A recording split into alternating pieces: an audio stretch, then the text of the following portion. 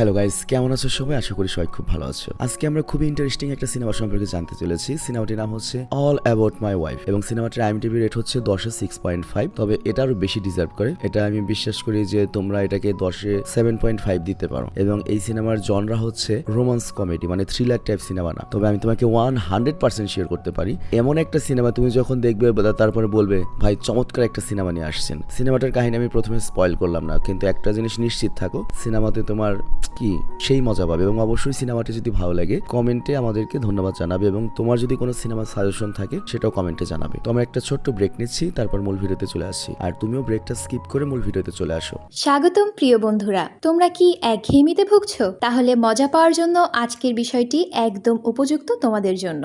এখানে তোমরা বিভিন্ন খেলার ফলাফল জানতে পারবে, খেলা সরাসরি দেখতে পারবে এবং ভবিষ্যৎবাণী করার মতো মজার একটি অংশও রয়েছে, যেখানে তুমি অনুমান করতে পারো কোন দল জিতবে, কতটা ব্যবধানে ইত্যাদি। এতে রয়েছে আকর্ষণীয় পুরস্কার জয়ের সুযোগ, বিলাসবহুল গাড়ি, নামি মোবাইল ফোন, কম্পিউটার এবং আরো অনেক কিছু। এটি এমন একটি বিশ্বস্ত জায়গা যেটি PSG এর মতো আন্তর্জাতিক খেলার দলের পৃষ্ঠপোষকতা পেয়েছে, তাই এতে কোনো সন্দেহের সুযোগ নেই। নতুন কিছু খেলার সংযোজন হয়েছে, যেমন দ্রুতগতির চ্যালেঞ্জ খেলা ও মুরগির পথ চলা খেলা, যেখানে সহজেই খেলে আনন্দ নেওয়া যায়। আর হ্যাঁ, যদি তুমি আমাদের প্রচারমূলক সংকেত ব্যবহার করে নিবন্ধন করো তাহলে পেতে পারো 12,000 টাকা পর্যন্ত পুরস্কার একদম বিনামূল্যে। সঙ্গে থাকবে প্রথম জমাই অর্থের পর বিনামূল্যে ঘূর্ণনের সুযোগও। অর্থ গ্রহণ ও প্রেরণ করা যাবে খুব সহজভাবে, নগদ, বিকাশ, রকেট, ব্যাংক হিসাব সহ আরো অনেক মাধ্যমে। তাই আর দেরি না করে উপরে থাকা স্থায়ী মন্তব্যে ক্লিক করো, সেখানে নিবন্ধনের প্রক্রিয়া রয়েছে।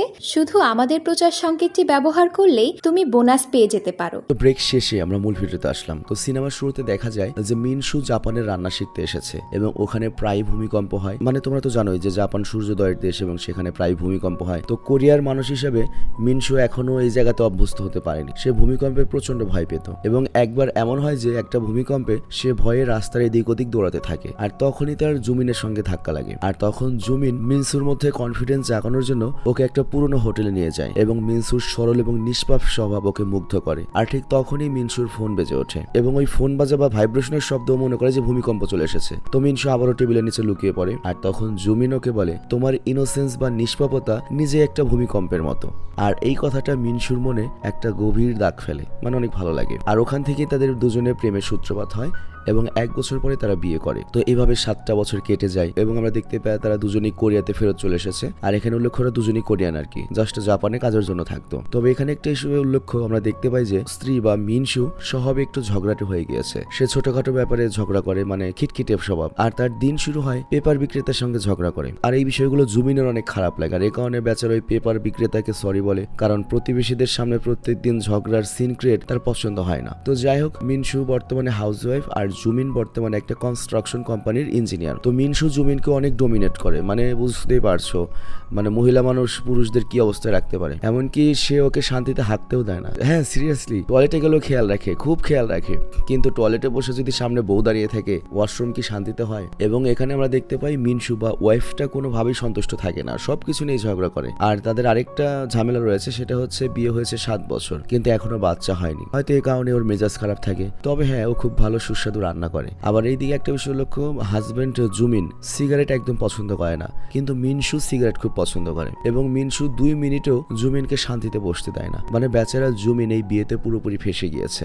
এবং ঘরে তো চলে এরকম, অফিসে গেলেও শান্তি নেই, প্রতি 5 মিনিট পর পর মিনশুর কল আসবে এবং ফোনে কথা কম, ঝগড়া বেশি হয়। আবার মিনশুর শর্তও থাকে, সে যখনই ফোন করবে কথা শেষ করে সে আগে কল কাটবে, তারপর মিনশু ফোন রাখবে। মানে সহ্য করার একটা লিমিট থাকে। মানে জুমিনের অবস্থা দেখে আমার নিজেরই কান্না আসছে। তো যাই হোক, জুমিনের পর রেগে গিয়ে ঠিক করে সে যখনই একটা সুযোগ পাবে মিনশুর কাছ থেকে ডিভোর্স নেবে, কিন্তু ডিভোর্সের কথা সে মুখে বলার সাহস পায় না। তো যাই হোক, এরপর আমরা দেখতে পাই জুমিনের কনস্ট্রাকশন কোম্পানি একটা নতুন প্রজেক্টের কাজ করতে যাচ্ছে, যেটা হবে কোরিয়ার পেয়ং সিটিতে, মানে অনেক দূরবর্তী একটা শহর। তো এই জন্য তারা চায় তাদের কোন একটা ইঞ্জিনিয়ার এই প্রজেক্টটা হ্যান্ডেল করুক এবং প্রজেক্ট শেষ হওয়া পর্যন্ত, অর্থাৎ আগামী 5 বছর ওখানেই থাকতে হবে।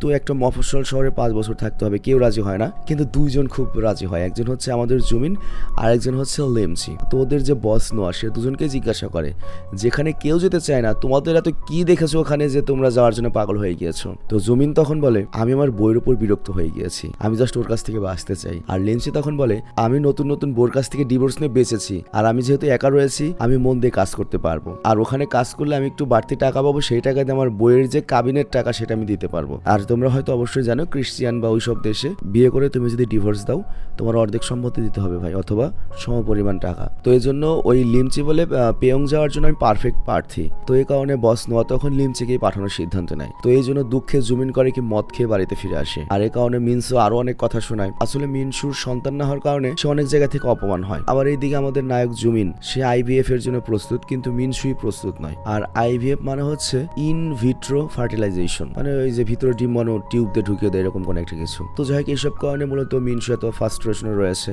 আর এর সকল রাগ সে ঝাড়ে তার স্বামীর উপর। আর এর পরের দিন আমরা দেখি জুমিন লিমচিকে বলে, ভাই ডিভোর্স নিয়ে আমাকে কিছু টিপস দাও যাতে আমি মিনসুর কাছ থেকে সহজ শর্তে ডিভোর্স নিতে পারি। কিন্তু লিমচি তখন ওকে ভয় দেখায়, ভাই তুই যদি ডিভোর্স ফাইল করিস তাহলে তোকে বড় অ্যামাউন্টের অ্যালামনি দিতে হবে, পুরো ব্যাংক ব্যালেন্স খালি করে সারা জীবন তোর মনে করে টাকা শোধ করতে হবে, আর শুধু টাকাই নয় শান্তিও হারিয়ে যাবে। তো এমন একটা সিস্টেম কর যাতে মিনসুই তোকে ডিভোর্স দেয়, এবং সেই সব কাজ কর যেগুলো ঘৃণা করে, যেগুলোকে ও বিরক্ত বোধ করে, ওকে বিরক্ত করা শুরু কর, ও যা বলবে তার উল্টা করা শুরু কর। তো এরপর জুমিন করে কি বাড়ি ফিরে আসে, এবং মিনসু যখন তাকে কাপড় বদলাতে বলে এবং তারপর গোসল করতে বলে, জুমিন করে কি কাপড় বদলাতেও চায় না, গোসল করতে মানা করে দেয়। আর তারপর মিনসু বলে কমপক্ষে খেয়ে তো নাও। তো জুমিন তখন মানা তো করতে চায়, কিন্তু খিদে তো মানুষকে সবসময় দুর্বল করে দেয়। তো যাই হোক মিনসু তার প্রিয় ডিশ বানিয়েছে যেটা খেতে খুবই সুস্বাদু, আর এ কারণে সে নিজেকে আর থামাতে পারে না। আর পরের দিন জুমিন তার এই দুঃখের কথা নিজের বস নোয়ার সামনে বলে এবং কাঁদতে থাকে, এবং নোয়ার পা ধরে ফেলে যে প্লিজ আমাকে পাঠান। তো বস তখন জুমিনকেও ওই লিমসির সাথে পাঠানোর সিদ্ধান্ত নেয়। আর এরপর রাতে রেস্টুরেন্টে ডিনারের সময় জুমিন তখন মিনসুকে খুব দুঃখ মুখে মানে ভাব নিয়ে এই সুখবরটা দেয় যে 5 বছরের জন্য তাকে ওই পেয়ং থাকতে হবে প্রজেক্টের জন্য, আর তুমি চিন্তা করো না, আমি প্রতি মাসে 1-2 বার তোমার সাথে দেখা করব। কিন্তু বাড়ি ফেরার পরই মিনসু বলে সমস্যা নেই, আমি তো তোমার সাথে যাব, আমি জানি তোমার কষ্ট হবে, কি দিয়ে কি খাবে, কি দিয়ে কি থাকবে, আমি তোমার সাথে থাকবো, সমস্যা নেই। তো জুমিনের এই কথা শুনে তো অবস্থা টাইট হয়ে যায়, আর তখন জুমিন তাকে মিথ্যা বলে যে ঠিক আছে আমি আগে ওখানে যাই, সবকিছু সেট করলে তারপর তোমাকে নিয়ে যাব।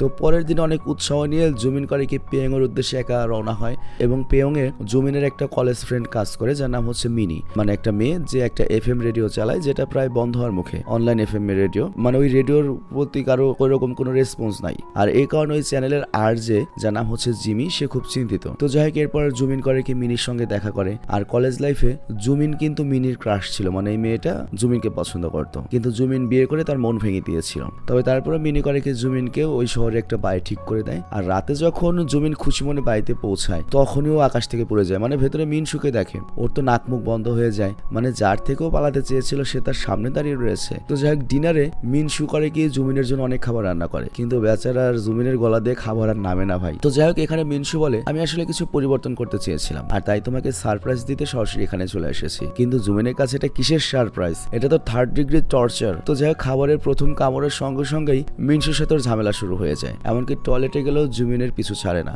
সবসময় ননস্টপ বক চলতেই থাকে। আর এই পর্যায়ে আমি একটা কথা বলি, তোমরা আমার ভয়েস শুনে বুঝতে পারছো আমার কথা বলতে অনেক কষ্ট হচ্ছে, আমার মনে হয় বয়সের ভার চলে আসছে আর কি, গলা মোটা হয়ে যাচ্ছে। তো যাই হোক পরের দিন অফিসে নোয়ার ওই প্রজেক্ট শুরু হওয়াতে রাতে একটা পার্টি রাখে, মানে বস একটা পার্টি রাখে, কিন্তু শর্ত ছিল সকল এমপ্লয়ি তাদের ওয়াইফদের নিয়ে আসবে। কিন্তু জুমিন তো তার বউকে নিয়ে যেতে চায় না, কারণ সে যদি যে অন্যদের বউকে বিরক্ত করবে, মান সম্মানের ব্যাপার, এবং সে তার বসকে অনেক রিকোয়েস্টও করে, কিন্তু নোয়া তার একটা কথাও শোনে না, বলে ওকে নিয়ে আসতেই হবে। আর এরপর আমাদের সামনে আসে জুমিনের নতুন প্রতিবেশী জ্যাং, যে একটু ক্যাসানোভা টাইপের মানুষ, মানে মেয়ে পটাতে খুবই পারদর্শী, এবং এরপর তাদের আবার মন ভেঙে ব্রেকআপ করতেও এক্সপার্ট, এবং প্রতিবারই তার বাড়ির দরজায় নতুন নতুন একটা মেয়ে এসে গালিগালাজ করতে থাকে, মানে এরকম দেখা যায় আর কি। আর এবার তো দুটাই এসেছে। তো যাই হোক এদিকে মিনসু যখন পার্টির কথা জানতে পারে, যদিও সে যাওয়ার ইচ্ছা নয়, তবে তারপরেও ভাবে জুমিনের বস যদি রেগে যায় জুমিনের উপর, তো এই জন্য সে করে কি বলে ঠিক আছে আমি পার্টিতে যাব, কিন্তু জুমিন তো চায় না যে মিনসু পার্টিতে যায়। তো এই কারণে করে কি মেঝেতে ইচ্ছে করে সাবানের ফেনা ফেলে এবং মিনসুকে আশ্রয় দেয়। তো এর ফলে মিনসু পামসকে যায়, মিনসু আর যেতে পারবে না। তো এরপর সাহেবজাদা জুমিন করে কি রাতে একাই মজা করে পার্টিতে চলে যায়, কিন্তু ভাই এটা মিনসু, সে করেছে কি দেখতেই পাচ্ছ কিভাবে পার্টিতে হাজির হয়েছে। তো পার্টিতে যাওয়ার পরে অন্য একটা কর্মচারীর স্ত্রী প্রথমে মিনসুকে একটা ইনসাল্ট করে কথা বলে যে তোমাকে তো বয়স আন্দাজে অনেক বেশি বয়স্ক লাগে, আর তারপর মিনসুর মেকআপ নিয়েও তুচ্ছতাচ্ছিল্য করে। আর এত যখন মন ভরে না তখন তারা মিনসুকে এটা বলে খোঁটা দেয় যে 7 বছর হয়েছে বিয়ে হয়েছে, তোমাদের সন্তান হয়নি কেন। তবে তারপরও মিনসু চুপ করে থাকে। তো যাই হোক এরপর একটা লেডি মিনসুকে বলে যে তাদের সাথে রামি খেলতে আসতে, ওই যে ক্যাসিনো খেলা, জুয়া খেলা। বাট মিনসু তখন বলে আমার ভাতারের কষ্টের টাকা ওরাতে আমি আগ্রহী নই। আর তখন ওই লেডি জুমিনকে রেগে বলে আরে তোমার বউ তো খুবই বিরক্তিকর। তো এইটা শুনে মিনসু মিনসুর ধৈর্যের বাঁধ ভেঙে যায়। সে বলে আমি বিরক্তিকর বাট তোদের মতো মূর্খ নেই, এবং এই কথা বলে মনে করো পুরো টেবিলের দেখতেই পারছো কি অবস্থা করেছে, এবং ঝামেলা তৈরি করে রাগে পার্টি ছেড়ে বাড়ি ফিরে যায়। কিন্তু ঘটনা তো আবার কয়েকটা ঘটেছে। মিনসু যে লেডিকে অপমান করেছে সেটা মূলত বস নোয়ার স্ত্রী। তো এই জন্য জুমিন চায় মিনসু তাকে সরি বলুক, বাট মিনসু জুমিনকে বলে দেয় আমি তোমাকে সরি 1000 বার বলতে পারবো কিন্তু এই জঙ্গলি মহিলাকে বলতে পারবো না। আর এরপর মিনসু বাড়ি পৌঁছানোর সময় দেখে তার প্রতিবেশী জ্যাং আত্মহত্যার চেষ্টা করছে। তো প্রথমে মিনসু তাকে থামানোর চেষ্টা করে, কিন্তু জ্যাং না মানলে সে সরাসরি পুলিশে কল দেয় এবং পুলিশের পর দুজনকেই থানায় নিয়ে আসে। তো মিনসু পুলিশকে বলে আত্মহত্যা একটা অপরাধ, তো ওকে গ্রেপ্তার করা হোক। তো এতে জ্যাং রেগে যায় এবং দুজনের মধ্যে ঝগড়া শুরু হয়, সিন ক্রিয়েট হয়। আর তখন পুলিশ অফিসার জুমিনকে ডাকে এবং জুমিনকে বলে ভাই দেখো তোমাকে তো আমি চিনি না, কিন্তু তোমার ভালোর জন্য বলছি, তোমার বউকে তুমি বাড়ি নিয়ে যাও এবং ওই জ্যাং থেকে কিন্তু দূরে রেখো। ওই জ্যাং শালা কিন্তু মেয়েদের উপর জাদু চালিয়ে তাদেরকে পটায়, কোনো মেয়ে ওর জাদু থেকে বাঁচেনি, তো তোমার বউকে তুমি একটু সাবধানে রেখো ভাই। তো এই কথা শুনে জুমিনের মাথায় একটা আইডিয়া আসে। তো রাতে জুমিন করে কি একটা কার্ডে তার নাম আর মোবাইল নম্বর লিখে সেই কার্ডটা জ্যাং এর বাড়িতে ফেলে দেয়, আর কার্ডে লেখা থাকে প্লিজ সেভ মি। আর তারপর জ্যাং কল করে এবং জুমিনকে দেখা করতে ডাকে। তো জুমিন তাকে বলে আমি শুনেছি তোমার মধ্যে যে কোনো মেয়েকে পটানোর একটা বিশাল ট্যালেন্ট রয়েছে, তো তুমি আমাকে একটা হেল্প করো, তুমি আমার ওয়াইফকে পটাও, ওকে সিডিউস করো যাতে ও তোমার সঙ্গে বিয়ে করে আমার কাছ থেকে ডিভোর্স নিতে বাধ্য হয়। তো জুমিনের কথা শুনে জ্যাং তো রেগে যায় এবং জুমিনকে বলে এই শালা আমার কি তোর লুচ্চা মনে হয় আরেকজনের বউ নিয়ে আমি টানাটানি করি, আর আমি টাকা নিয়ে তোর বউকে আমি সিডিউস করবো, আমি টাকার জন্য মেয়েদের সিডিউস করি। বাট জুমিন তখন বলে ভুল বুঝো না, আসলে আমার ওয়াইফ অন্য মেয়েদের মতো নয়, ওকে পটানো কোনো সাধারণ ব্যাপার নয়, আর তাছাড়া তুমি যদি আমাকে না বাঁচাও এই হেল্পটা না করো আমি আত্মহত্যা করবো। তো এই কথা বলে জুমিন করে কি পানিতে ঝাঁপ দেয়। তো জ্যাংও করে কি পেছনে পেছনে ওকে বাসাতে পানিতে ঝাঁপ দেয়, কিন্তু সমস্যা হলো জ্যাং তো নিজেই সাঁতার জানে না। তো উল্টো কি হয় জুমিনই জ্যাংকে বাঁচিয়ে নিয়ে আসে তীরে। আর তারপর জ্যাংকে বলে যখন আমার মিনসুর সঙ্গে বিয়ে হয়েছিল তখন ও খুব মিষ্টি একটা মেয়ে ছিল, কিন্তু এখন খিটখিটে তিতা হয়ে গিয়েছে, হয়তো তুমিও তাকে পটাতে পারবে না। কিন্তু এই কথাটা জ্যাং এর খুব মাইন্ডে লাগে। জ্যাং বলে কি বলতেছো তুমি, এটা কোনো কথা কইলে মিয়া, ওর মন আমি জিতে তোমাকে দেখাবো, তবে তার আগে তুমি তোমার স্ত্রীকে কোনো একটা চাকরিতে পাঠিয়ে দাও, কারণ তোমার স্ত্রীকে যদি পটাতে চাই তার বাড়ির বাইরে থাকা জরুরি, আমি আগে তাকে যাচাই করব তারপর সিদ্ধান্ত নেব। তো পরের দিনে জুমিন করে কি মিনসুকে ওই মিনির FM চ্যানেলে পাঠায় এবং মিনিকে বলে সে মিনসুর জন্য সেখানে একটা সেটিং করেছে বা চাকরির ব্যবস্থা করেছে, তাকে একটা রেডিও শো হোস্ট করতে হবে। তো মিনসু এখানে $3000 দাবি করে, আর এই বেতনটা তো অবশ্যই মিনি নয় জুমিনকেই দিতে হবে। তবে তারপরে মিন সেই শর্তটা মেনে নেয়, মানে বুঝতেই পারছো $3000 খালি ভুদাই বউকে দেবে, তাহলে কোন লেভেলের ধনী এই জুমিন, কিন্তু শান্তি নাই। তো যাই হোক মিনসু এই শর্ত দেয় যে দেখো দর্শকরা যদি কোনো ফালতু কোশ্চেন করে সেটার অ্যান্সার কিন্তু আমি করতে পারবো না, আমি অডিয়েন্সকে সেই সব কথাই বলবো যেটা আমার ভালো লাগে, আমি এত ফর্মালিটিস করতে পারবো না। তো এরপর জুমিন করে কি মিনসুকে একটা ক্যাফেতে নিয়ে যায়, আর জুমিন যখন কফি আনতে যায় তখন জ্যাং করে কি মিনসুর সঙ্গে দেখা করে এবং তাকে একটা গাছ উপহার দেয়। আর তারপর জ্যাং মিনসুকে কিছু বলে যা শুনে মিনসু হাসে। তো জ্যাং এখানে মিনসুকে কি এমন কথা বলেছিল যেটা শুনে মিনসু হেসেছিল, এটা সিনেমার লাস্টে তোমরা জানতে পারবে। এবং এখানে একটা বিষয় লক্ষ্য, জ্যাং কিন্তু মিনসুর ব্যাপারে অনেক তথ্য অলরেডি জুমিনের কাছ থেকে নিয়েছে। তো যাই হোক পরের দিন থেকে মিনসুর রেডিও শো শুরু হয়ে যায় যার নাম হচ্ছে বক বক ক্র্যাশার। এবং শুরুতে মিনসু অডিয়েন্সকে বলে দেখো আমি আশাবাদী মেয়ে নই, যারা মৃত্যুক হয় তারা আশাবাদী হওয়ার অভিনয় করে। তো উদাহরণ দিতে মিনসু তার অডিয়েন্সকে বলে আমার এক বান্ধবী ছিল যার অ্যাক্সিডেন্টে তার পাছা কেটে বাদ দিতে হয়েছিল, সে বসতেও পারতো না হাঁটতেও পারতো না, তবুও তারপর সবসময় বলতো আমি ভাগ্যবতী। তো এটাকে কিভাবে ভাগ্যবতী বলা যায় বলো, এর চেয়ে তো মরে যাওয়া বেটার। আর আমি ওইসব মানুষদের পছন্দ করি যারা সবসময় অভিযোগ করে লাইফ নিয়ে, কারণ যারা লাইফ নিয়ে অভিযোগ করে তারা সৎ হয়। তো মিনসুর এইসব প্রোগ্রাম জ্যাংও শুনে আর জুমিনও শুনে এবং দুজনেই ভাবে যে এই মহিলা তো FM চ্যানেল বন্ধ করিয়েই ছাড়বে। তো যাই হোক এরপর জ্যাং করে কি জুমিনের কাছ থেকে অনেক বেশি টাকা চায়, কারণ ওর মতে ওর বউকে পটানো খুবই বোরিং, মানে খুব বোরিং একটা মেয়ে। তো এদিকে আমরা দেখতে পাই মিনসু তো মাঝে মাঝে জ্যাংকে গালিগালাজও করে। তো এখানে হার্ট হয়ে জ্যাংও ঠিক করে এই জঙ্গলি মিনসুকে সে পটিয়েই দেখাবে, আর সে জুমিনকেও বলে তুমি মিনসু সম্পর্কে আরো আমাকে বিস্তারিত তথ্য দাও, কখন ঘুমায়, কখন উঠে, কি খায়, কি পরে, কি পছন্দ করে, কি কি শখ সব আমাকে বলো। তো পরের দিন মিনসু দেখে যে জ্যাং দামি দামি ক্রোকারিজ ফেলে দিচ্ছে ডাস্টবিনে।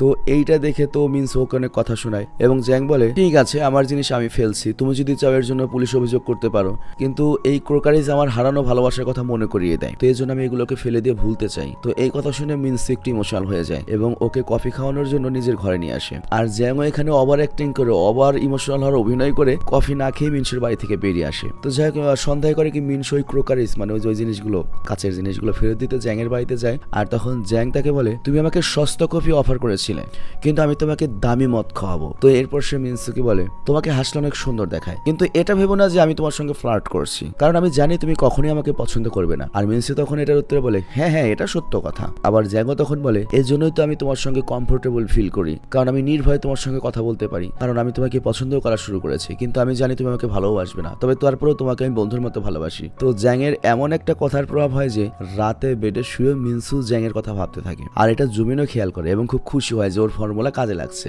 এবং সে মেসেজ দিয়ে জ্যাংকে এই কথাটা জানায়। কিন্তু এইখানে একটা বিষয় কি তুমি বুঝতে পেরেছো, ছেলে মানুষ হোক মেয়ে মানুষ হোক সবাই সুযোগের অভাবে ভালো মানুষ। কে যদি সুযোগ পায় কেউই লয়াল না। প্রেম সবার মনে আসবে। মনে করো 80 বছরের বুড়া মহিলারও যদি 17 বছরের একটা ছেলে লাগাতার 1 বছর 2 বছর 3 বছর ধরে চেষ্টা করতে থাকে, কোনো না কোনো সময় গিয়ে সে আর না বলতে পারবে না। ব্যাপারটা বুঝতে পেরেছে হয়তো। যাই হোক, পরের দিন আমরা দেখতে পাই মিনসু তার শোতে দর্শকদের বলে যে আমি একবার একটা বারবিকিউতে গিয়েছিলাম, মানে একটা রেস্টুরেন্টে, যেখানকার লোকেতে একটা নাচওয়ালা শুয়োর হাতে ডিশ নিয়ে বসে রয়েছে, আবার ভেতরে গেলে খাবার তুমি ওই শুয়োরের মাংসই।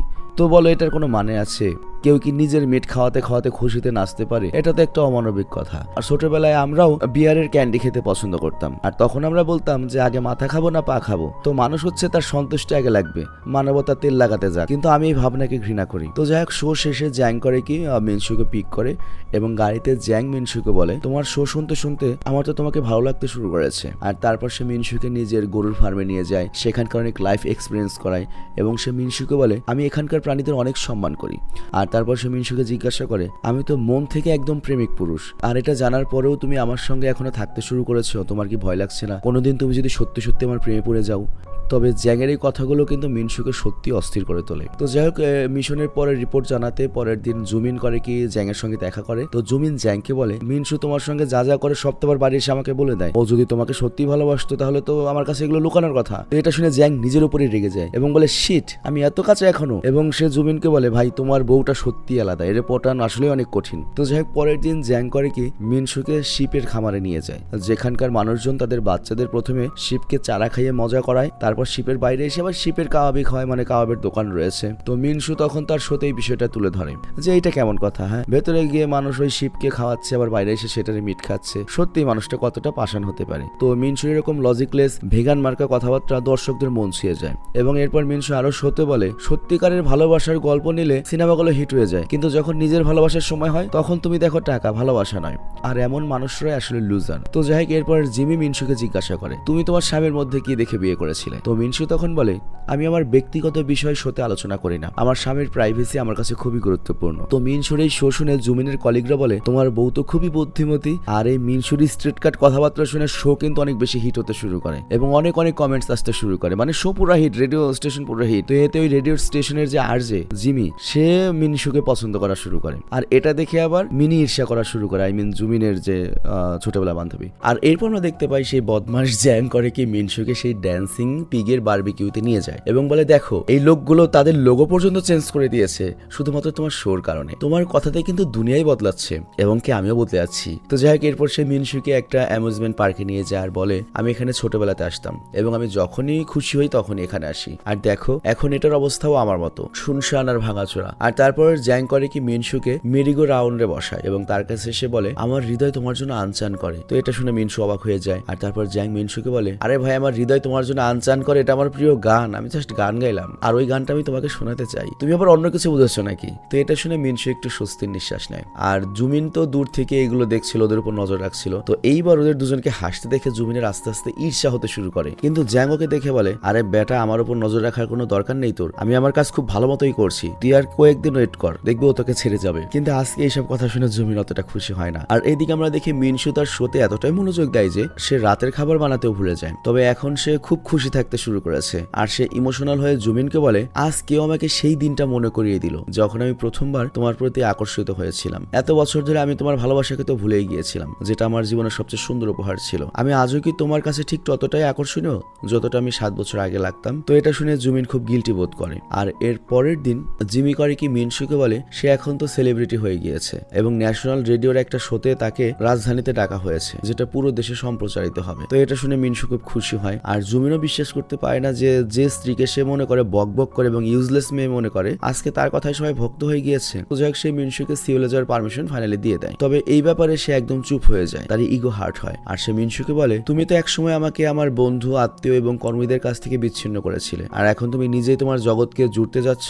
মানে বিষয়টা বুঝিয়ে বলি, যখন বিয়ে হয় স্ত্রীরা করে কি পুরুষকে একবারে আটকে দেয়, কিন্তু এখন স্ত্রী স্বাধীন পেশি নিজেই মনে করো সবার সাথে জুড়ছে। তো এখানে মিনশু জবাব দেয়, আচ্ছা তুমি কি ইচ্ছাকৃতভাবে আমার সঙ্গে ঝগড়া করতে চাও, নাকি তুমি আমার প্রতি বিরক্ত হয়ে গিয়েছো? আচ্ছা তুমি কি আমাকে ডিভোর্স দেওয়ার কথা ভাবছো? আর তখন রাগ হয়ে মিনশু করে কি একাই সিওলে যাওয়ার সিদ্ধান্ত নেয়, যাতে জুমিন কিছুটা স্পেস পায় একা থাকার জন্য, তার কাছ থেকে মুক্তি পায়। আর তখন জুমিন মনে করে এবার তো তাহলে ডিভোর্স হয়েই যাবে, আর এজন্য সে জ্যাংকে বলে, এখন আমার বউকে আর সিরিয়াস করার দরকার নেই, তুমি বন্ধ করো। কিন্তু জ্যাং মনে করে মিনসু তো রাগ করে আছে, সে আবার ফিরে আসবে, তো এই কারণে সে তার ফাইনাল চালটা চালার কথা ভাবে। তো যাই হোক, মিনসু চলে যাওয়ার পরে জুমিন করে কি তার ফ্রিডম উপভোগ করতে শুরু করে। আর এখানে আমরা দেখতে পাই সিওলে মিনশুকে একটা নতুন রেডিওতে শো করতে হবে, আর এখানে তাদের বিভিন্ন যে সেলিব্রিটি রয়েছে তাদেরকে ব্রেন ওয়াশ করে এক্সপোজ করতে হবে। অনেকটা ওই যে মনে করো আমাদের দেশে যে টক শো হয় না, টিকটকার যে ডেকে এনে এক্সপোজ করে ওরকম। তো তার প্রথমে কি করতে হবে, একটা লেডি কোরিওগ্রাফারের ব্রেন ওয়াশ করে তাকে এক্সপোজ করতে হবে, যে করে কি ছোট ছোট কোচি ছেলেদেরকে শেখানোর নাম করে মলেস্ট করে। তো যাই হোক, এখানেও সেই শোটা হিট হয়ে যায় এবং জুমিনের অফিসে আমরা দেখতে পাই সবাই মিনসুর খুব প্রশংসা করে যে তোর বউ তো একটা মাল। কিন্তু এর ফলে জুমিনের মন খারাপ হয়ে যায় এবং উল্টো কি হয়, বারবার ও মিনসুর প্রতি আবার আকর্ষিত হতে থাকে, মানে এটা যেন এক নতুন মিনসু। তো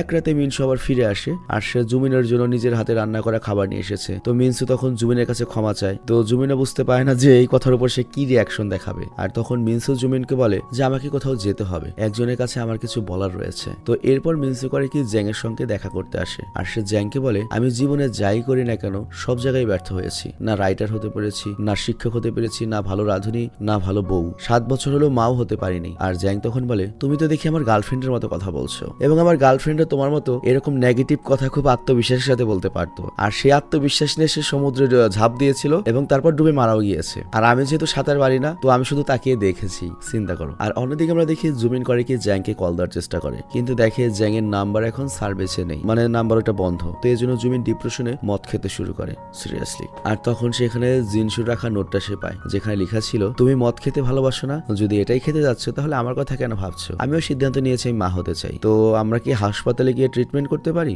আমি আমার বাড়িটা সুখী করতে চাই। আবার এরপর আমরা দেখতে পাই জ্যাং মিনশুকে ড্রপ করতে আসে, আর তাকে বিদায় জানাতে এসেছে, কারণ এটাই তাদের শেষ দেখা। তো সে মিনশুকে বলে, ঠিক 1 বছর আগে এই সময় তোমার সাথে আমার প্রথম দেখা হয়েছিল এবং আমি আত্মহত্যা করার চিন্তা করেছিলাম, আর তুমি তখন পুলিশ অভিযোগ করো। আমি ভাবতেও পারিনি আমরা এত কাছাকাছি চলে আসবো। আর ওদের দুজনকে তখন দূর থেকে জুমিন দেখছিল। তো মিনশু তখন জ্যাংকে বলে, দেখো তোমার ব্যবহার আমার মনে হচ্ছে আমি কোরিয়ান কোনো একটা ক্লাসিক সিনেমার হিরোইন হয়ে গিয়েছি। জ্যাং তখন বলে, হ্যাঁ তুমি তো হিরোইনই। তো মিনশু তখন জ্যাংকে বলে, তোমার ভাব দেখে মনে হচ্ছে আমি কোরিয়ান কোনো ক্লাসিক রোমান্টিক সিনেমার হিরোইন হয়ে গিয়েছি। জ্যাং তখন বলে, হ্যাঁ তুমি তো হিরোইনই, বাট ওই সিনেমাটার আমি হিরো নই, আমি শুধুমাত্র একজন সাইড নায়ক যে শুধুমাত্র নায়িকার স্বপ্নই দেখতে পারবে এবং নিজের স্মৃতিতে রাখতে পারবে। তো এই কথা শুনে মিনশু ইমোশনাল হয়ে যায়, আর জ্যাং করে কি মিনশুর জন্য রোমান্টিক গান গাইতে গাইতে চলে যায় এবং মিনশুর চোখে এবার চোখ দিয়ে পানি পড়ে এবং সে শুধু জ্যাংকে দেখতেই থাকে। তো যাই হোক, এরপর জ্যাং সেখান থেকে বেরিয়ে গেলে জুমিন তাকে ধরে এবং জ্যাংকে বলে, শালা তুই আমার স্ত্রীর কাছ থেকে দূরে থাকবি, আমি আমার স্ত্রীকে এখন আর ডিভোর্স দিতে চাই না, ও বদলে গিয়েছে, আমি যেরকম চেয়েছিলাম সেরকম হয়ে গিয়েছে। বাট জ্যাং বলে, না রে ভাই, তোমার স্ত্রী বদলায়নি, তোমার স্ত্রী যা ছিল তাই আছে, তুমি বদলে গিয়েছো, তোমার চিন্তা ভাবনা বদলে গিয়েছে। আসলে তোমার স্ত্রী হলো এমন একজন মানুষ যে পুরো পৃথিবী পরিবর্তন করতে পারবে। আর তারপর সে কেঁদে কেঁদে জুমিনকে বলে, ভাই একটা কথা বলি, আমি তো তোমার বউকে ভালোবেসে ফেলেছি, সে একদম সেই ধরনের যে ধরনের মেয়ের সঙ্গে আমি জীবন কাটাতে চাই, তুমি প্লিজ ওকে ডিভোর্স দিয়ে দাও, যত টাকা লাগে আমি তোমাকে দেবো, আমি ওকে বিয়ে করবো। তো জ্যাং এর কথা শুনে জুমিন রেগে যায় এবং জ্যাং যখন জুমিনকে বলে, আরে শালা তুই ওই মেয়েটার যোগ্য না ভাই, আমি ওর যোগ্য ছিলাম। তো বিরক্ত হয়ে জুমিন করে কি সেখান থেকে বাড়ি ফিরে, তখন আবার ভূমিকম্প হয়। আর তখনই ওদের বস নোয়া ওকে কল করে এবং বলে, ভূমিকম্পের কারণে ওদের সাইটে ক্ষতি হয়েছে, তো দ্রুত অফিসে চলে আসো। তো অফিসে বস নোয়া সবাইকে বলে, কোরিয়ায় কখনোই ভূমিকম্প হয় না, আর সেই কথা মাথায় রেখে আমরা নির্মাণের সময় ওই ভূমিকম্পের কোনো সিস্টেম দেইনি। তো মিটিং এর পরে লিমচি তারপর জুমিনকে বলে, ভাই আমি এখানকার কাজ ছেড়ে তো রাজধানী সিওলে চলে যাচ্ছি, কারণ আমার বউয়ের সাথে আবার সব ঠিক হয়ে গিয়েছে, আমরা আবার বিয়ে করব। আমি আসলে বউ চলে যাওয়ার পরে ভালোবাসার মর্ম বুঝতে পেরেছি। তো লিমচির কথা শুনে জুমিন তো আরো ডিস্টার্ব হয়ে পড়ে যে সবাই পেশাব করছে, শালারা আমার তো ব্রেকআপ হয়ে যাবে, মানে ডিভোর্স হয়ে যাচ্ছে। তো পরের দিন আমরা দেখি মিনশু তার শোতে একটা সেলিব্রিটি পেইন্টারকে এক্সপোজ করতে তার স্টুডিওতে যায়, কারণ ওই পেইন্টার বারবার মেয়েদের মন ভাঙে, কিন্তু সেখানে পৌঁছে সে জানতে পারে যে ওই পেইন্টার আর কেউ নাই, বরং সেই জ্যাং, যে খুবই ধনী, জাস্ট গরিবদের বেশে থাকে। তো মিনসু তাকে বলে, আচ্ছা তুমি মেয়েদের বাধ্য করতে তোমাকে ভালোবাসতে, আর তারপর তুমি তাদের হৃদয় ভেঙে দাও। জ্যাং তখন বলে, আসলে কিছু বছর আগে আমি আমার সত্যিকারের ভালোবাসা হারিয়ে ফেলেছিলাম, আর যখন আমি বুঝলাম যে ভালোবাসা একটা জেলখানা আর জীবন একটা যন্ত্রণা যেখানে আবেগের কোনো মূল্য নেই, আর তারপর থেকে আমি মেয়েদের আবেগ নিয়ে খেলতে শুরু করি, এবং আমি স্পেশালি তাদেরকে টার্গেট করি যারা ভালোবাসায় কি যায় না এবং অন্য ছেলেদের ডিস্টার্ব করবে বা অন্য ছেলেদের কষ্ট দিয়ে এসেছে। কিন্তু এই চক্করে আমি ভুলেই গিয়েছিলাম যে আমারও কারোর প্রতি সত্যিকারের ভালোবাসা হতে পারে। কিন্তু যখনই আমি তাকে পেয়ে গেলাম, আমি তাকে ভালোবাসতে শুরু করলাম, সত্যিকারের ভালোবাসা, তখনই আমার হৃদয় ভেঙে গেল, কারণ সে আবার অন্য কাউকে ভালোবাসে। তো মিনসু বুঝতে পারে এখানে ওর কথাই বলছে। তো রাতে জুমিন যখন বাড়ি ফিরে আসে, তখন মিনসু তো ডিপ্রেসড মুডে বসেছিল, আর সে জুমিনকে বলে সে তাদের গ্যাং নামের পুরনো বাড়িতে ফিরতে চায়। গ্যাং নাম মানে একটা জায়গার নাম। তো জুমিন জিজ্ঞাসা করে, তোমার এই সিদ্ধান্তের কারণ কি জ্যাং? তুমি কি স্বামীর থেকেও ওর কথা বেশি ভাবছো? তো মিনসু তখন মিথ্যা বলে যে জ্যাং এর প্রতি আমার কেন কি থাকবে, বাট জুমিন তখন মিনসুকে বলে মিথ্যা বলার দরকার নেই, মূলত আমি ওকে টাকা দিয়েছিলাম তোমাকে সিডিউস করার জন্য, মানে এই কাজটা আমি দিয়েছিলাম। তো এটা শুনে মিনসু শক হয়ে যায় এবং উল্টো আরো দুঃখ পায়, এবং সে বুঝে যায় যে জুমিন ওর প্রতি বিরক্ত হয়ে গিয়েছে এবং ব্রেকআপ করতে চায়। আর সে জুমিনকে বলে, যদি তাই হয়ে থাকে, ওই অচেনা মানুষটা 1 বছরে বুঝে ফেললো আমি কি চাই, আর তুমি আমার সঙ্গে 7টা বছর সংসার করে বুঝতে পারোনি তোমার স্ত্রীর হৃদয়ে কি রয়েছে। ও আমার হৃদয়ে তোমার প্রতি ভালোবাসা জাগিয়েছিল, কিন্তু তুমি আমার সঙ্গে সম্পর্ক ভাঙতে চাও। আমি তো মা হওয়ার কথা ভাবছিলাম, আর তুমি ডিভোর্স নেওয়ার কথা ভাবছিলে। আমি তো অবাক হচ্ছি যে আমি তোমার মতো একটা মানুষের সঙ্গে 7 বছর কিভাবে কাটিয়েছি। বাট ঠিক তখনই ভূমিকম্প আসে। প্রথম ভূমিকম্পে যেমন ওদের সম্পর্ক গড়েছিল, এই ভূমিকম্পে কিন্তু সম্পর্ক ভেঙে যায়। তো যাই এরপর মিনসু করে কি, তার শেষ সত্যে দর্শকদের বলে যে মিথ্যা প্রেমে জীবন কাটানোর চেয়ে সেই সম্পর্কটা ভেঙে ফেলাই ভালো। তোমরা ভাবতে পারো যে আমি সবসময় নেগেটিভ কথা বলি বা স্ট্রেট কাট কথা বলি। দেখো, হ্যাঁ আমি নেগেটিভ কথা বলি, কিন্তু এটা সত্য। চুপ থেকে ভালো যা হবে তাই মনে করে নিজের জীবন নষ্ট না করে যেটা বলে দাও সেটা বলে দেওয়াই ভালো। তো আমি হয়তো অনেক কথা বলি, এতে খারাপের কি রয়েছে? আমি কি মরার মতো চুপচাপ পড়ে থাকবো? ঘরের তো ঘরের মতো লাগা উচিত, মরুভূমির মতো নয়। হট্টগোল ঘরে হওয়া উচিত, যে ঘরে হট্টগোল থাকে সেই ঘরেই তো এনার্জি থাকে, এনার্জি সবসময় পজিটিভ হয়। আর তোমরা বলো আমাকে নেগেটিভ, ঠিক আছে আমি ডিভোর্স নিতে যাচ্ছি। তো এটা শুনে জুমিনের কলিগরা তো শক খায়, আর মিনসু বলে, আমি যেমন তেমনই, আমি নিজেকে বদলাতে চাই না, কি আমাকে গ্রহণ করুক বা প্রত্যাখ্যান করুক, আমি চুপ করে থাকবো না। তো মিনসুর কথা শুনে ওর সাথে যে দুজন আরজে ছিল, মিনি আর জিমি, দুজনেই কেঁদে ওঠে। তো শো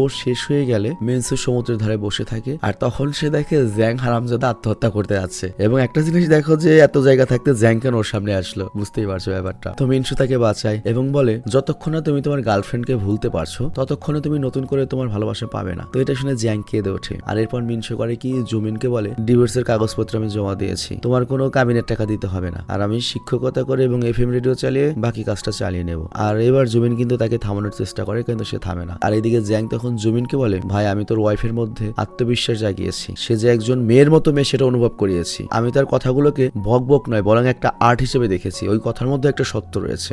মানে সিরিয়াসলি কাটার উপর নুনের ছিটা। আর একটা বিষয় হচ্ছে, প্রত্যেকটা মানুষেরই আলগাফু ভালো লাগে, একসাথে অনেকদিন সংসার করলে বিরক্তি এসে যায়, যেমন আমার নিজের সংসারেও অনেক অশান্তি হয়, সিরিয়াস বিরক্ত আমরা দুজনের উপর। তবে আমাদের মাঝে কোনো থার্ড পার্টি নেই। তো যাই হোক, পরের দিন আমরা দেখতে পাই মিনসু বাড়ি ছেড়ে যাচ্ছিল, আর তখন কাগজ বেচার লোকটা কাগজ ছেড়ে দিয়ে চলে যায়, যার কারণে জুমিন তার সাথে ঝগড়া করতে শুরু করে। কিন্তু এবার মিনসু চুপ ছিল, এবং মিনসু বলে, তুমি তো আমার ক্যারেক্টার নিয়ে নিয়েছো। তো এইভাবে 1 মাস কেটে যায়। মিনসু আর জুমিন দুজনেই ফ্যামিলি কোর্টে দেখা করে, আজকে তার ডিভোর্স হবে। তো জুমিন মিনসুকে জিজ্ঞাসা করে, আচ্ছা প্রথমবার জ্যাং তোমাকে কফি শপে দেখে কি বলেছিল যার কারণে তুমি হেসেছিলে? তো মিনসু তখন বলে, ঠিক এই কথাটাই বলেছিল যেটা তুমি প্রথম দেখে আমাকে বলেছিলে, যে তোমার সৌন্দর্যই এক ধরনের ভূমিকম্প, হৃদয়ে ভূমিকম্প জাগিয়ে দেয়। আর ওই কথাটা আমার 7 বছর আগের কথা মনে করিয়ে দিয়েছিল। তো যাই হোক, এরপর লাঞ্চ টাইমের কারণে মামলাটা 1 ঘন্টা পিছিয়ে দেওয়া হয়, আর এতে রেগে জুমিন করে কি কোর্টকে গালি দেওয়া শুরু করে। তো মিনসু তখন ওকে থামায় এবং তারপর ওরা দুজনে একটা রেস্টুরেন্টে চলে যায়। তবে ওই ভূমিকম্পে ক্ষতি হওয়ার কারণে রেস্টুরেন্ট কালকে থেকে বন্ধ হয়ে যাবে। তো ওয়েটার বলে রেস্টুরেন্টে শুধুমাত্র কফি রয়েছে। তো জুমিন আবারও খেপে যায়, আর মিনসু তখন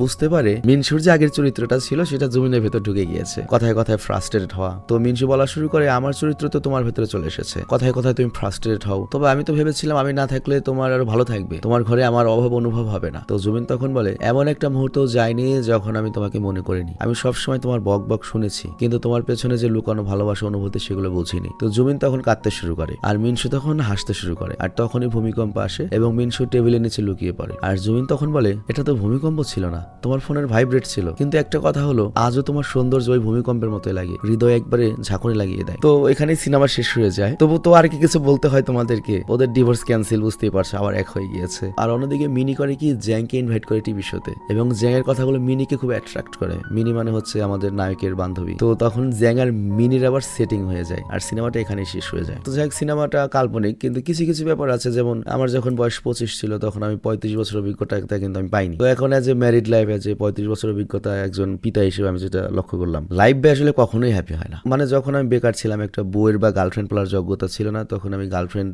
বউ মিস করতাম। এখন আবার কাজ বেশি ভালো লাগে, বউ বাচ্চা মনে করো যে একটা মাইনাস পয়েন্ট লাগে। আবার দীর্ঘদিন সংসার করার ফলে হয় কি, ওই দূরে থাকলেই রোমান্টিক কথা হয়, কিন্তু কাছে থাকলে এটা ওইটা নিয়ে সবসময় খুনসুটি লেগেই থাকে। এবং খারাপ একটা কথা বলি, দীর্ঘদিন সংসার করলে হয় কি, সম্পর্ক তিক্ত হয়ে যায়। মানে এরকম প্রবাদ রয়েছে যে বেশি দিন সংসার করলে ভাই বোন হয়ে যায়, এরকম একটা ব্যাপার। ভালো কথা কম, চিল্লাচিল্লি বেশি। এবং সত্যি একটা কথা বলতে কি, পৃথিবীতে কেউ কারোর জন্য পারফেক্ট হয় না, সবার জীবন এরকমই হয়। তুমি যে আজকে যারা আনমেড আছো কল্পনা করতেছো যে আমি এরকম একটা মেয়ে বিয়ে করবো, এরকম এরকম এরকম হবে, ব্যাপারটা এরকম কখনোই হয় না। এটা কোনো দিনও হবে না যে তুমি যদি তোমার গার্লফ্রেন্ডকে বিয়ে করো, একবারে 20 বছর প্রেম করো, বিয়ে করো, তাহলে তো তুমি আরো মরছো, প্রেম তো আগেই সব শেষ হয়ে গেছে। তো লাইফটা অ্যাডজাস্টিং এর ব্যাপার, ডিভোর্স হওয়ার মতো অবস্থা হবে। এবং আমার বিয়ের পরে 3-4 বার এরকম অবস্থা হয়েছে, আমি ফ্রাঙ্কলি বললাম। একবার আমার ওয়াইফ দিতে চাইছে, আমি দিতে চাইছি, এরকম হয়। কিন্তু একান্নবর্তী ফ্যামিলি, আমরা একসাথে যৌথ ফ্যামিলি, যার জন্য দেখা যায় এটা একটা বিশাল সাপোর্ট। কিন্তু তারপরেও এরকম মনে করার কোনো কারণ নেই যে অমুকরে বিয়ে করলো, অমুকরে পেলো, অমুক চাকরি পেলে, এতগুলো টাকা হলে বা এরকম পজিশনে গেলে আমি জান্নাতে থাকবো, ব্যাপারটা এরকম না। পুরো লাইফটাই হচ্ছে অ্যাডজাস্টিং এর ব্যাপার, পুরো লাইফটাই হচ্ছে অনুভব করার ব্যাপার। তোমাকে অনেক কিছু ছেড়ে দিয়ে, অনেক কিছু ছাড় দিয়ে অন্য কিছু নিয়ে ভাবতে হবে, নেগেটিভ জিনিস বাদ দিয়ে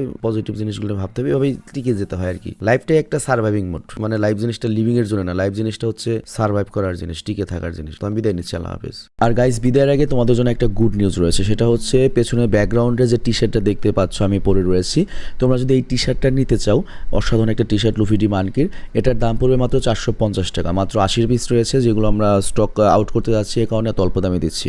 তো স্ক্রিনে যে নাম্বার দেওয়া রয়েছে সেখানে কন্ট্যাক্ট করে তোমরা কিন্তু এটা অর্ডার করতে পারো।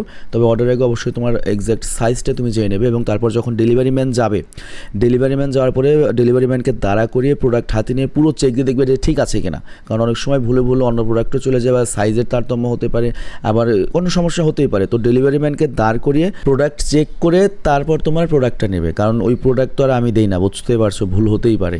তো যাই হোক, আমি ব্যাকগ্রাউন্ডে কথা বলতে বলতে কিন্তু বেশ কিছু আরও ড্রেস এবং দাম দেখিয়েছি, তোমরা চাইলে যে কোনোটা অর্ডার করতে পারো। আমি বিদায় নিচ্ছি। তবে তারপরেও এটা অনেক সুলভ মূল্যে পাচ্ছ, অন্যান্য যারা তারা এর চেয়ে অনেক বেশি দামে বিক্রি করছে। তো এটারও বেশ কয়েকটা কালেকশন রয়েছে, আমরা তোমাদেরকে দেখাচ্ছি। তো এই ভিডিওর মধ্যে যে প্রোডাক্টটা তোমার ভালো লাগে, জাস্ট ওটার উপর স্ক্রিনশট নিয়ে যে নাম্বারটা দেখতে পাচ্ছ যে ফর অর্ডার অনেক, মানে আমাদের সেলস ম্যানেজার, তার সঙ্গে যোগাযোগ করবে, আর তারপরে তুমি অর্ডারটা পেয়ে যাবে। আর আজকে আমাদের হাতে এসেছে এরকম নতুন কিছু অ্যাসিড ওয়াশের ব্ল্যাক কালারের অ্যানিমে টি শার্টগুলো, যেগুলো ড্রপ শোল্ডার টি শার্ট, এবং আমি বিশ্বাস করি এগুলো তোমাদের পছন্দ হয়। ব্যাকগ্রাউন্ডে দেখাচ্ছি, দেখতেই পাচ্ছ, খুবই চমৎকার ডিজাইন এবং প্রিমিয়াম লুকিং টি শার্ট। এগুলো পরলে যে কারো সৌন্দর্য অনেক বেড়ে যাবে। এগুলোর দাম পড়বে মাত্র 600 টাকা, তুমি যেটা নাও না কেন। তবে এই লুফিডির অসাধারণ ড্রপ শোল্ডার টি শার্টটি তোমরা পাচ্ছ মাত্র 550 টাকা, এটা ডিসকাউন্ট এখনো রয়েছে। আর এছাড়াও পেছনে আরেকটা কালেকশন দেখতে পাচ্ছ, নারুতোর ঘোষ্টব উচিয়া, এটাও 600 টাকা পড়বে। আর আরেকটা সাদা কালারের যে দেখতে পাচ্ছ, এটা হচ্ছে লুফিডি মানকির, এটাও সেম 600 টাকা পড়বে। তবে এই দুটো প্রোডাক্টই হাতে নিয়ে তোমার অবশ্যই মানে ফেব্রিক্সের প্রশংসা করতেই হবে, এবং মানে এই প্রোডাক্টের কোয়ালিটির প্রশংসা তোমাকে অবশ্যই করতে হবে। এছাড়াও এই পেছনে যে ড্রপ শোল্ডারটা দেখতে পাচ্ছ অ্যাসিড ওয়াশের, এটা কিন্তু ইন্ডিয়াতে বর্তমানে খুবই ট্রেন্ডিং এ রয়েছে। এটাও কিন্তু দেখতে খুবই ডিসেন্ট এবং স্টাইলিশ। আর যারা ড্রাগন বল লাভার রয়েছে তাদের জন্য তো একটা সেই লেভেলের কালেকশন এসেছে। তবে তোমাদের জন্য এটার মধ্যে একটা ডিসকাউন্ট রেখেছি আমার পার্সোনাল পক্ষ থেকে, সেটা হচ্ছে আমরা এটার মধ্যে 50 টাকা দাম কম নিচ্ছি, মাত্র 550 টাকায় তুমি এটা পেয়ে যাচ্ছ। আর এছাড়াও শর্টকাটে দেখায়, যেমন এই যে তোমার রয়েছে পোর্শে, এটার আরেকটা জিটিআর ভার্সন রয়েছে, এছাড়াও রয়েছে এমিরেটস ফ্লাই বেটার, এই ধরনের ভার্সন, এটাও জোস লেভেলের দেখতে। আর এছাড়াও আমার বিশ্বাস আমরা যে কয়েকটা কালেকশন দেখালাম এবং রানিং ব্যাকগ্রাউন্ডে যেগুলো দেখতে পাচ্ছ, তার মধ্যে থেকে কোনোটা না কোনোটা তোমার অবশ্যই মনে ধরেছে। তো যেটাই পছন্দ হোক না কেন, তুমি নির্দ্বিধায় অর্ডার করতে পারো, কারণ আমাদের সাথে তোমাদের একটা পুরনো সম্পর্ক রয়েছে। আর এখানে একটা বিষয় নিশ্চিত থাকো, কোয়ালিটি নিয়ে তোমাকে কোনো হেজিটেশনে পড়তে হবে না। তবে তুমি একটা জিনিস যেটা কেয়ারফুল থাকবে, তুমি তোমার এক্স্যাক্ট সাইজ দিয়ে কিন্তু অর্ডার করো, কারণ এই ভুলটা অনেকেই করে যে সাইজটা আবোল তাবোল দেয়। তো এটা অবশ্যই খেয়াল রাখবে, সাইজ ম্যাটার্স। এবং যখন ডেলিভারি ম্যান যাবে তাকে দাঁড়া করিয়ে তারপর ড্রেস পরে তুমি চেক দিয়ে যদি ঠিক থাকে তাহলে ওইটা রিসিভ করবে, না হলে ওই ডেলিভারি ম্যানের কাছে তুমি ওটা ফেরত দিয়ে দেবে, ঠিক আছে। আর এই যে লো কাট ব্যাগি প্যান্টটা দেখতে পাচ্ছ, এটার দাম পড়বে হচ্ছে মাত্র 650 টাকা, বাট সিজনে এটা বিক্রি হয়েছে 750 থেকে 850 টাকা, কিন্তু স্টক খালি করার জন্য ঈদ উপলক্ষে এটাকে আমরা ছাড়ছি মাত্র 650 টাকা। আর এই প্যান্টটা পরলে কিন্তু খুবই একটা ডিসেন্ট লুক দেয়। এছাড়াও পেছনে আমি আরো বেশ কয়েকটা লো কাট ব্যাগি দেখাচ্ছি, যেগুলোর অ্যাভারেজ প্রাইস পড়বে 650 টাকা করে, এবং তুমি তোমার ডেইলি ইউজের জন্য এর যে কোনোটা অর্ডার করতে পারো। এই প্যান্টগুলোর বিশেষত্ব হচ্ছে এগুলো দেখতে যেমন ডিসেন্ট লাগছে, তুমি যখন হাতে নেবে কাপড়টা তখন তুমি বুঝতে পারবে যে খুবই প্রিমিয়াম কোয়ালিটির কাপড় ইউজ করা হয়েছে। এবং এখানে আরেকটা বিষয় উল্লেখ, সেটা হচ্ছে প্যান্টগুলো পরে খুবই কমফোর্টেবল। তো একবার হলো তোমাদের এই প্যান্টগুলো ট্রাই করার জন্য আমি সুপারিশ করতে পারি বা রেকমেন্ড করতে পারি।